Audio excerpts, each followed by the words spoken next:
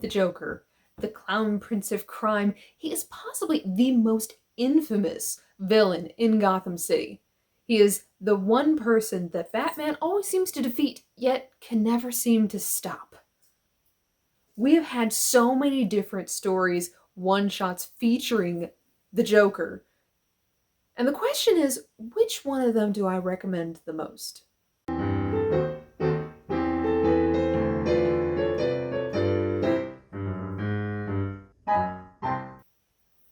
Hello everyone, this is Laura from Married with Comics, and today we are talking about one of my absolute favorite villains in Gotham City.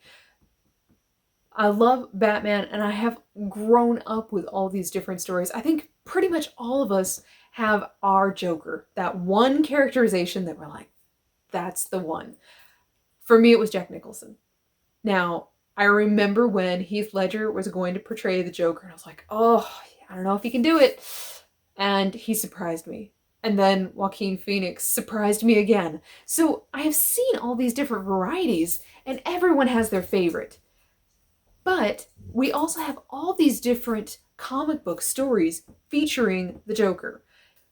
But before I get into some of these amazing stories, gotta give you the final update on our live show happening this Sunday, 4:30 Eastern Standard Time. We are going live. So yes, Scott and I will talk about our upcoming pull list titles, things that we recommend. We're going to answer your questions, and we're doing our 250 subscriber giveaway. So we are giving away a copy of Witches and Chew, two amazing titles, to a subscriber. And I hope you're able to attend because there may be some other giveaways available. I also want to just remind you, we do have a 500 subscriber giveaway with a remark and beautiful signature coming up, so please make sure to continue to comment, subscribe, and enjoy these videos. Now let's talk about the Joker. So when I say Joker titles, I mean stories that are not specifically Batman features storylines. So I'm talking about The Joker Presents Puzzlebox, Villain of the Year, The Joker, issue number 1, Joker Killer Smile by Geoff Lemire, Batman 3 Jokers, The Joker by James Tynion, we have Brian Azzarello Joker, and Batman the Killing Joke. It's a lot to choose from. I mean, good griefs, it's a big pile. Because of the way that the Joker has been introduced to all of us, we know his backstory, and yet we don't know his backstory all at the same time. Kind of like when Heath Ledger was giving his origin story and how he got his smile. You hear that story change so many different times, and some of it kind of builds into the insanity of the character that we know, and yet we know nothing all at the exact same time. So a lot of his stories have that exact same problem where, do you give away too much? Do you give away too little? How do you build on this character?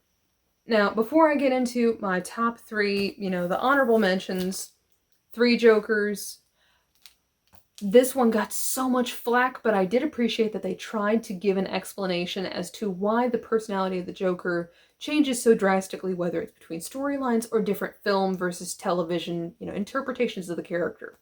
I liked that. The ending could have been a little bit better, but there has been talk about a sequel. So, there's still hope. I'm not giving up on the 3 Jokers yet. Brian Azzarello's Joker, I liked that this was told from the perspective of one of the henchmen. I felt sorry for him more than anything. And the fact that he revered the Joker so much, it was sad. Good story, but sad. The Joker Presents a Puzzlebox. This is the one that just came out 2 days ago. This story, I can't 100% recommend it yet because it's on that little fine line. It could be either kind of stupid or it could be absolutely brilliant. The reason that I say that, it's because of the way this is written. It is practically dripping in sarcasm. So we know from the synopsis that there is a puzzle box and the only person that can solve the puzzle box is the Joker. Except anyone who knows anything about the Joker knows that he has his own personal agenda, and he will embellish a story quite a great deal. So he improves the truth the entire time. So it seems like for every 10 lies, there is a truth. So it's up to us as the reader to filter through all these lies to get down to the truth. It is doable. The problem is because it is so full of that sarcasm, that tongue-in-cheek, you know he's lying through his teeth, storyline, it can sometimes make it a little confusing to get down to the good stuff. So I do think in some ways this would probably be a lot easier in a film, because that's where in film you could have kind of the voiceover and keep cutting back and forth as you have the actual situation take place. And then you have the Joker mention, oh yes, it was a cordial gathering. And then you have all the fists flying in the real reality. This tried some of that, but it didn't go to that same extent to tell us the full truth. And I do think that that's actually been intentional, is they don't want us to know everything and they don't want us to piece it together as much as I would like.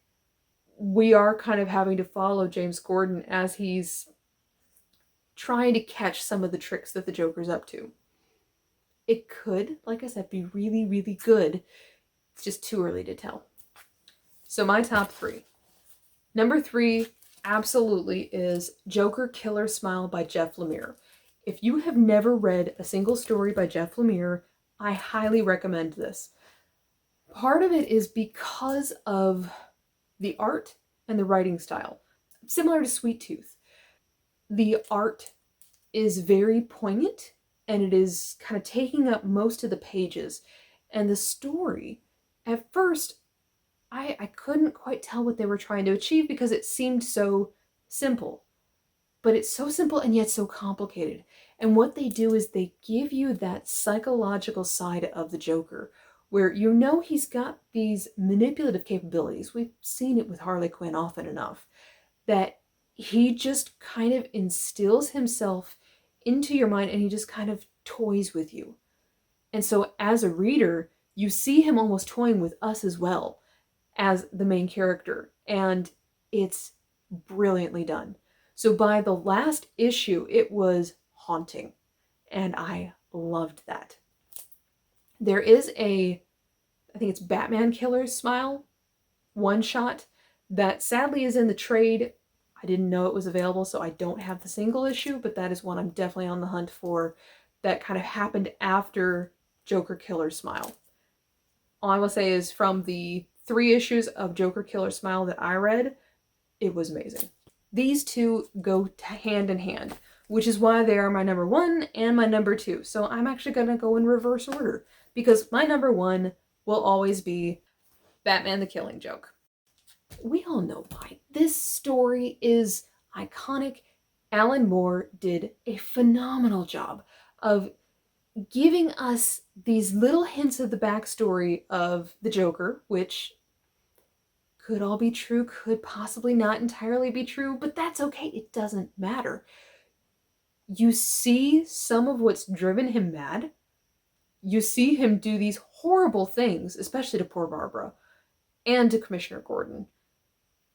And what I loved is towards the end, the Joker mentions something that isn't that crazy. What he says is that every person is one bad day away from becoming a supervillain. It's kind of true. I'm not saying that everyone is capable of becoming the Joker. What I'm saying is that all of us have a fuse. And we all have that snapping point where finally we've just had enough. And that's what the Joker's talking about. And the fact that he keys in on this one part of human nature that we know we all have in us. We've all snapped. Have we gone on murderous rampages? No. And that's also Batman's point, is that even though the Joker tries to hit every single button on Commissioner Gordon, that it's still not enough to bring someone to that same point of becoming a murderous villain like the Joker. We snap, we get angry, we get frustrated, but we know when we've gone too far. The other thing that I absolutely love is that they set up my number 2 choice, because it is the ultimate face-off between Batman and the Joker, and the realization that they both know that they will continue to keep fighting. And every single time they come to this exact same ending point of who's going to live and who's going to die, because this battle will continue and repeat itself endlessly until someone is no longer there. And the question is, who's going to live in the end? So time passes between the Killing Joke. We get the Joker War saga. We have all these horrific things happen started by the Joker. And we still have that one moment where Batman stays Batman. He doesn't kill. And then we have The Joker, written by James Tynion IV, which is definitely my number 2.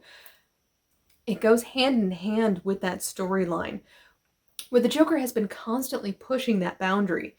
And every single time, Batman still maintains that he will not take a life.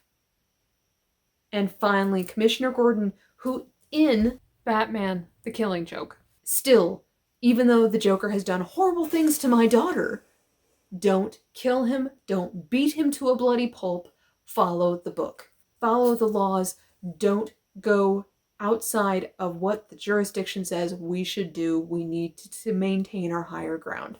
And then we finally get to this point where Commissioner Gordon says, someone has to stop the Joker. And now he's been hired to do exactly what Batman can't. I love that. So if you're ever going to just pick up one Joker story, Killing Joke, Joker, read them back to back, and you will understand exactly what I mean, especially with that kind of progression of Commissioner Gordon going from, I will not kill, to, all right, Joker, it's you and me, and this is going down. Brilliantly done. So the big question for you all is, do you have a favorite Joker story? Are you a fan of The Killing Joke as well? Or is your top Joker story something else? Let me know down in the comments. This is Laura from Married with Comics, and I will see you all on Sunday at the live show, 4:30 Eastern Standard Time. Have a great day, everyone.